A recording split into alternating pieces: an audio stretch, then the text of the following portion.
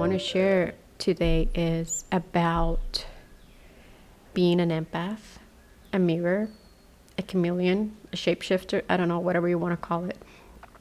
The thing is that I had to take advantage since I was already there. And I'm going to tell you how I did it.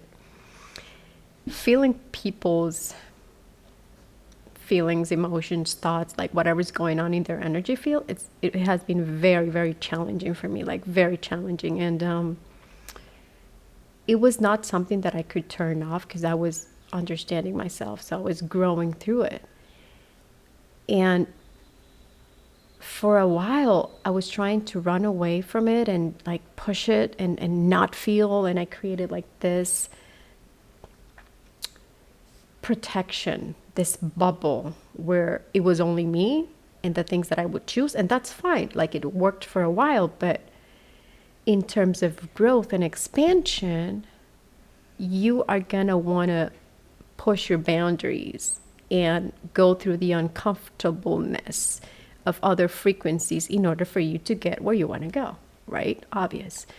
So it served me to be in that bubble of my own world in order for me to regulate my nervous system, in order for me to understand what was going on, to understand how reality works, energy, all of it.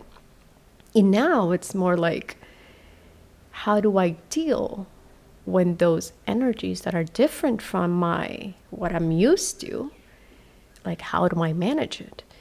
And this is the answer. Since by nature, like that's who I am, like that's my gift, being an empath, being able to easily tune in, like, and instead of blocking myself from it, right? I'm like, let's just choose what to tune into. So I turned it around. Instead of that being an influence and dragging me into like energies that were not aligned with my heart, experiences that was not in resonance with my higher self and my soul's purpose, and feeling the contraction and the pain of that's not what I want. That's not what my heart wants. So I redirected, but I had to be like very like meticulous at the beginning because of my programming. I would just easily get dragged to certain patterns, right? Like my pattern, my subconscious programming would automatically attract certain situations. So I had to force myself to come back to my alignment. That's the only thing that I would say. Like, and from my alignment, ooh, now I can choose, right?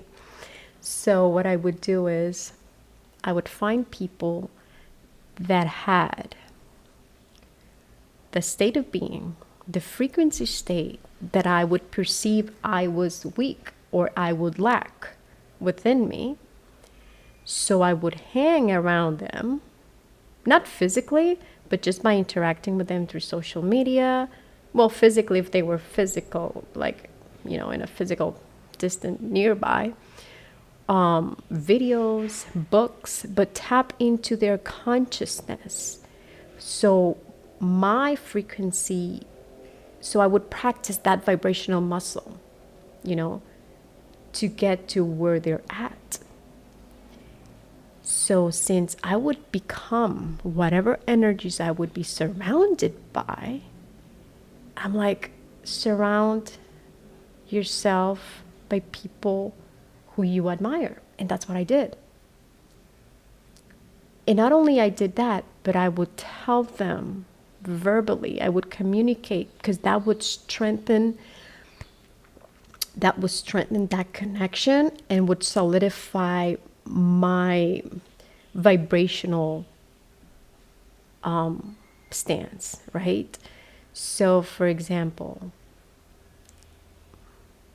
let's use I'm just gonna mention her because yesterday I wrote, I was like very honest and wrote what I felt about what she brings to the world on one of her Facebook posts. And she's Gita Rose. When I met her years ago, when we collaborated together, she reflected back something to me that I perceived myself as weak energetically. Like my feminine energy was very, very weak. And she was like so strong. So I would admire that from her. I would be like, oh, wow, what a strong woman she is. And, and all the things she does. So I would just like hang on to that appreciation of her. And I did it for so many years. I would follow her and I would feel where she's at. And I would feel me becoming that stronger version of myself through the admiration and appreciation of her. Right? And I can tell you like lots of friends of mine and people who I really admire, I would do the same thing. I would lock into their energy and I'm like, oh, I don't have that. I need that. I want to become that. So energetically, I would just appreciate. Appreciation is such a wow. Wow. What a powerful tool. And verbally communicating to them, appreciating as much as I could, with the awareness of not becoming a leech, an energetic leech. And yes, I fell and I could feel when it would go down instead of going up. And I'd be like, what? But what? Why? Like, why am I feeling down when I'm doing a good thing by appreciating? It was because I was making the mistake of pedestalizing them, right? So the idea is I perceive myself down here and they're over here, right?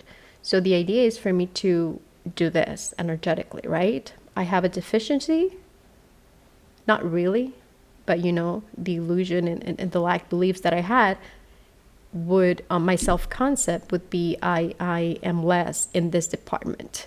I don't have the tools, I don't have the skills, I don't have the knowledge, or whatever it is that I was perceiving lack in myself, right?